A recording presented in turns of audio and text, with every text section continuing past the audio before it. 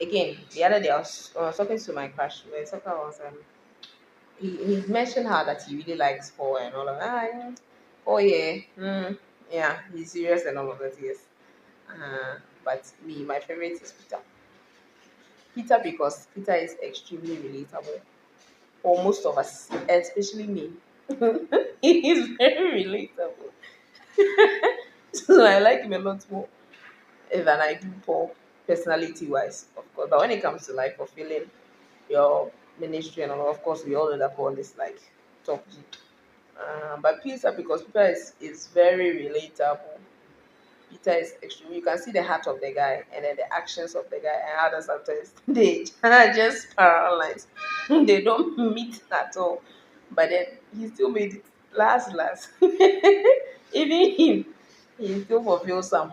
So Charlie. That's why I really like Peter because he's very relatable. Yes. And some of the things he says, you're just like, God, I think, wahala, what is all this? So when you link up, when you read a Bible chronologically, let's say a book, if you're reading a book and you read it chronologically, sometimes it makes the what you're reading make more sense. It's not even sometimes. Life is just like that. You want to comprehend matters, you have to pretext, context, post-text, and all of that. And when everything comes together, it forms a very beautiful picture and it gives you a better understanding. So having read, because I was reading the entire book, it made a lot of things even funnier. You see, because if you just go and isolate chapter 8 and you read the account of Peter um, encountering the sorcerer, you might not understand the level of his anger. If you've not read in like some chapters before, I think in chapter 4, about his encounter with Ananias and Saphhira. So he was already traumatized. He was traumatized. My brother was traumatized.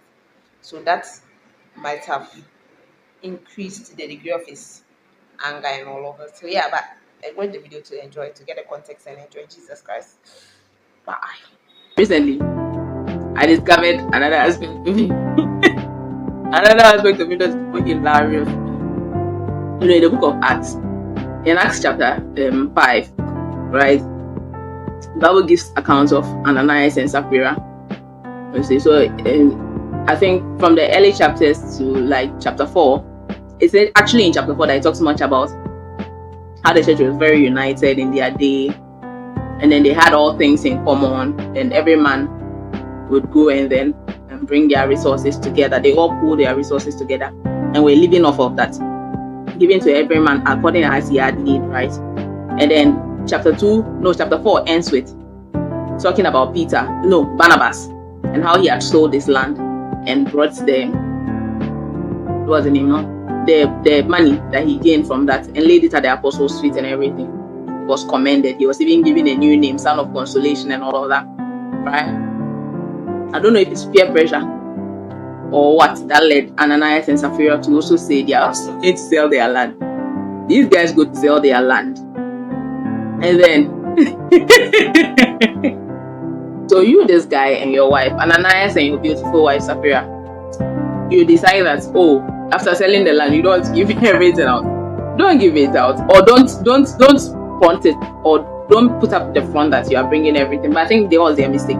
It appears they actually presented the money to the apostle or to the church, laying it at Peter's feet, right? With the perception, or trying to give the perception that they actually brought the whole amount, right? And that was the error. So even as Ananias goes to meet Peter, or Peter descends and then he says, you want to lie to the Holy Ghost, all that. This guy falls down, he dies. The wife comes unrepentant. It's even the wife that I have a problem with, right? Because she came and she was still lying with him, and she also died, right? So Peter was now traumatized from that.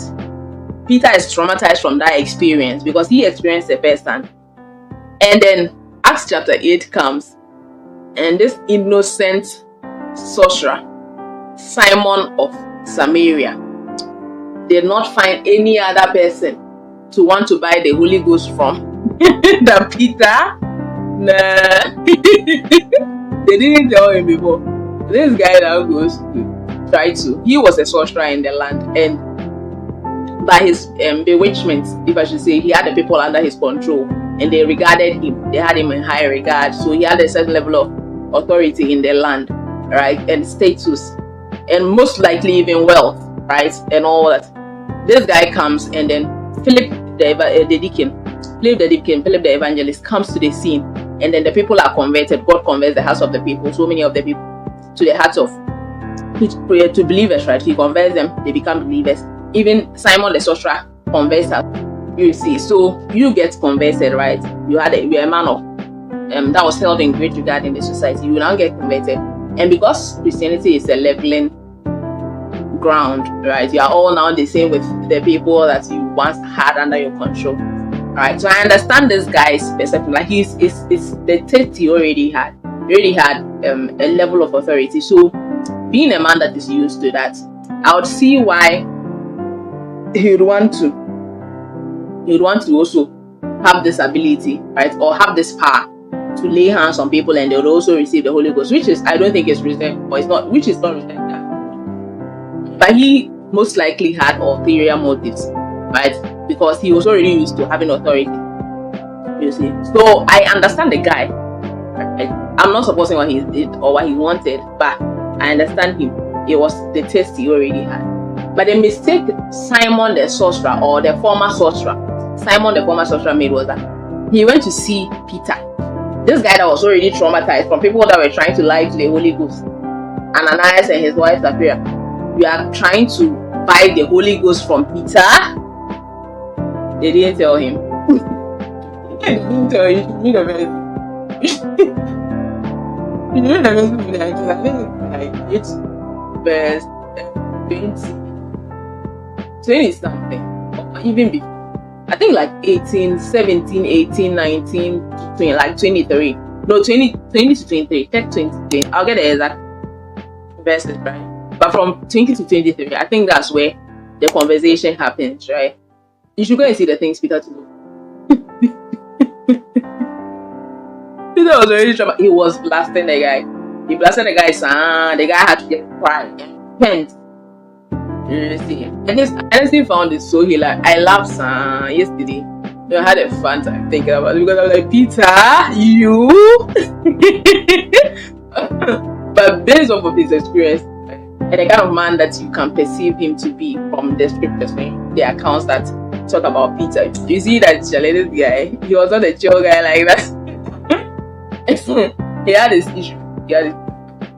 But it's my favorite character. Yes. But in another video, I'll be talking to you about Philip the Deacon, not my favorite character, because my favorite character or my favorite person is Peter. But Philip is up there. Philip is a top G. That same Acts chapter 8. Now you should go and read it. You fall in love with Philip. He's like, wow. It was yesterday when I was thinking about it. Not necessarily deep in it, but it just occurred to me that Simon the sorcerer and Samaria was actually bearing the same name. Hey, Jesus Christ, the same name as Peter. So they were namesakes. That might have angered him more. But the blasted Peter blasted the guy. It wasn't easy.